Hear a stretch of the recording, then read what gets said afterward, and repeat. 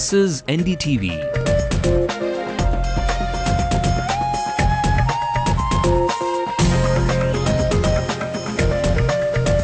And you're watching Ndtv-Hindu.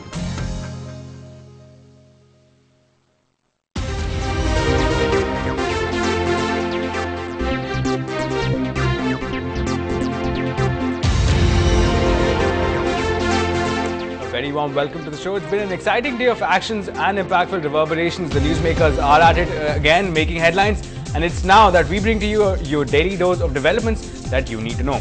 Welcome to Headlines Now. The Spectrum saga has new pages being written every day, with the 18th of November being no exception. The pulling of trigger which made Raja exit has had a deadly recoil, taking the Prime Minister and corporate India in its fold. TRAI is looking to cancel licenses, and telecom majors are beginning to fear this recoil. Now, Divya will help us give answers to those questions. Meanwhile, it's been a volatile day, again of highs and lows. No, we are not talking about the stock market, but action from the world of sports. Natasha will help us stay abreast with all the sports action. Welcome to Headlines Now again, and I, Ashmit Kumar, will take you through the day's biggest developments. Let's take a look at the headlines at this hour. The Telecom Regulatory Authority of India recommends the cancellation of 69 telecom licenses. In many of these, basic conditions were not met. Supreme Court demands an affidavit on the Prime Minister's behalf, saying it must know what has been kept back. The Solicitor General Subramanian tells NDTV that the government has nothing to hide. Stars and politicians attend the grand DMK wedding in Madurai, a much-needed respite from the scam that ousted party man A. Raja. So for all the 6.5 years, the alliance was going very smoothly, and in the future also, we will be going very smooth. DMDK Chief Vijay is eyeing his day under the sun, plans to showcase political muscle in Salem. And it's a case of NDTV-Hindu impact. Corporation Commissioner promises swift action in repairing the rain-battered roads. If there are problems, people can call us in our helpline, and we'll deploy our people so that the problem can be solved. Let's also take a look at some news developments from around the country. Karnataka Chief Minister Yediyurappa buckles under opposition's pressure, likely to surrender controversial strip of land. Major fire at an office building in Mumbai. Staff has been evacuated. Rescue operations are still on. Big Boss to continue airing at 9 p.m. Bombay High Court says government order to banish the show. Vijay bags another Asian medals at Guangzhou, does India proud in the shootings event. Chennai Open heartthrob and Spaniard former world number 1 decides to hang his boots, cites disappointing form and injury as reasons. Now, after A. Raja being handed the pink slip, the shockwaves of the mother of all scams might just claim a few more. As reports and facts surface and dominoes begin to tumble, telecom majors are in for a rude shock. Following the tabling of the CAG report on the 2G spectrum allocation scam, the Telecom Regulatory Authority of India, otherwise known as TRAI, has recommended the cancellation of 69 telecom licenses. In 34 of these cases, none of the conditions required for 2G licenses to be given were met. Apart from that, TRAI has also stated that there was a significant delay in the rollout, cited as the main reason for the cancellations. TRAI has trained its guns on Uninor's 8 licenses. Swan, earlier known as Etisalat, also stands to have 2 licenses cancelled straight away, with 13 others under consideration. TRAI has also recommended 14 licenses of Loop and 10 of Videocon to be cancelled. Now, post Raja's exit, the domino effect is becoming increasingly visible. The DMK man's handiwork might just spell doom for the stakeholders.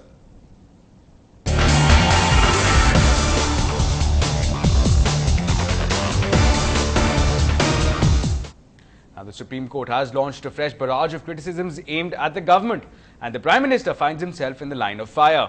The Apex Court has demanded an affidavit on behalf of the Prime Minister, explaining why the request for prosecution of former Telecom Minister A. Raja was put on the back burner for almost a year. In November 2008, former Law Minister and Janata Party President Subramaniam Swamy wrote to the Prime Minister asking Raja to be prosecuted. Now, the government finally responded in March 2010, declining the request, citing the ongoing CBI investigations. The affidavit demanded by the Supreme Court has to be filed on Friday. Now, earlier this week, the Apex Court had remarked, while referring to the Prime Minister, that the alleged inaction and silence was indeed worrying. Janata Party chief Subramaniam Swamy added that the government was stretching facts and that response was not substantive. Solicitor General Gopal Subramaniam claimed that he had been through the record and came to the conclusion that every letter communication of mine was replied to by the Prime Minister.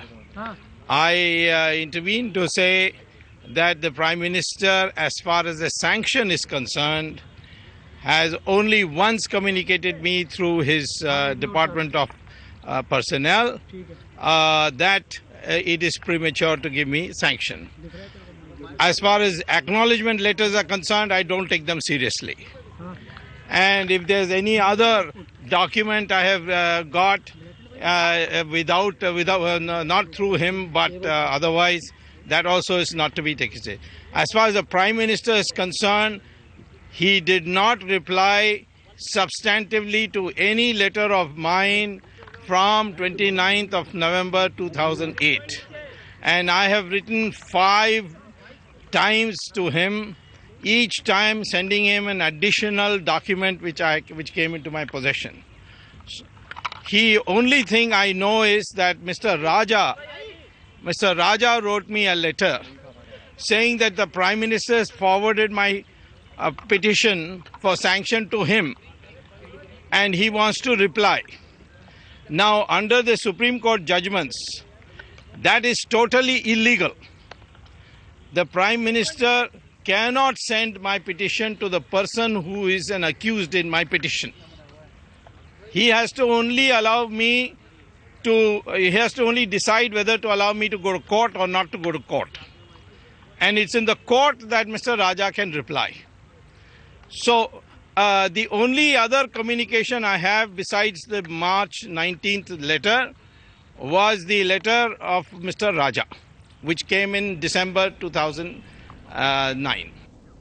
Now, the shockwaves of that scam are clearly taking its toll. The clean man image that Manmohan Singh enjoys is fast taking a beating, with the Prime Minister being dragged into legal proceedings. But the government has come out with a defiant front. Union Law Minister Yedirappa Moily dismissed the allegations as media hype. Media hype and it is a media hype. I know Supreme Court, I know better than all of you. So haven't law officers goofed up, sir? Mr. Moily, haven't law... I think you are goofed up, not philosophers. And despite the Supreme Court directives, there might be some legal respite for the Prime Minister. In an exclusive interview to NDTV, the Solicitor General Gopal Subramaniam spoke to our chief legal correspondent Vaidyanathan and defended the Prime Minister. We are joined by Mr. Gopal Subramaniam, Solicitor General of India, to speak on this case. Sir, today court said that somebody from Prime Minister, on behalf of the Prime Minister, should file an affidavit. So is it unprecedented, sir? No. This is on behalf of the Prime Minister's office that somebody must be authorized to file an affidavit. And the purpose of the affidavit is to set out all the facts in relation to how each communication of Dr. Subramaniam Swamy was dealt with meticulously. And this is completely in order. And it is only to put on record how each communication has been dealt with. And it's been dealt with very carefully. But Swamy has denied that only one letter substantive reply from the DOPT on March 2010. There are no other letters, only acknowledgements that can't be taken into account as replies from the Prime Minister. We have to argue this matter in court. As far as there are 2 aspects. One is, of course, how each matter has been responded to internally. That's important. That is something which I think will have to be presented before the court. It's for the court to judge it. I must also tell you the point which was being made today in the court was that one of the letters which was written by the minister was not disclosed by the petitioner, but that's a point again which has to be presented. And though the Prime Minister might have stolen Spectrum Raja's thunder at the centre, but the starry-eyed DMK boy is still in the limelight in Tamil Nadu. Former TNCC President EVK Selangovan has come out in defence of A. Raja. Lashing out at the AIADMK and the BJP, he maintained that Raja is not a criminal and that investigations will prove his innocence. Communist கட்சிகள் அதிமுக போன்ற கட்சிகளுடைய வலியுறுத்தலின் காரணமாக மத்திய அமைச்சர் ராஜா அவர்கள் ராஜினாமா செய்து விட்டார்கள்.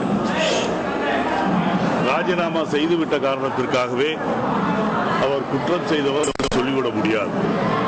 விசாரணை நடந்து முடிந்து தீர்ப்பு வந்த பிறகுதான் உண்மையான நிலைமை தெரியும்.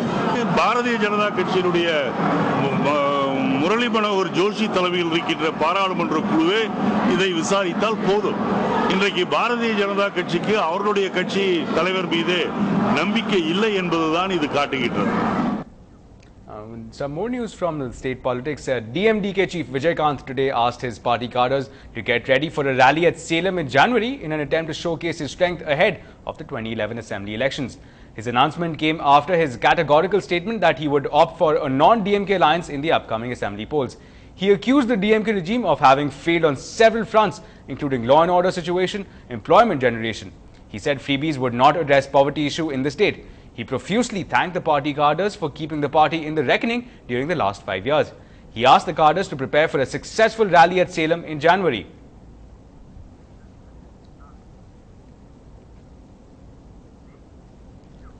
Stars from Collywood and heavyweights from politics descend on Madurai. Welcome to the big fat slum wedding. We'll get you that on the other side.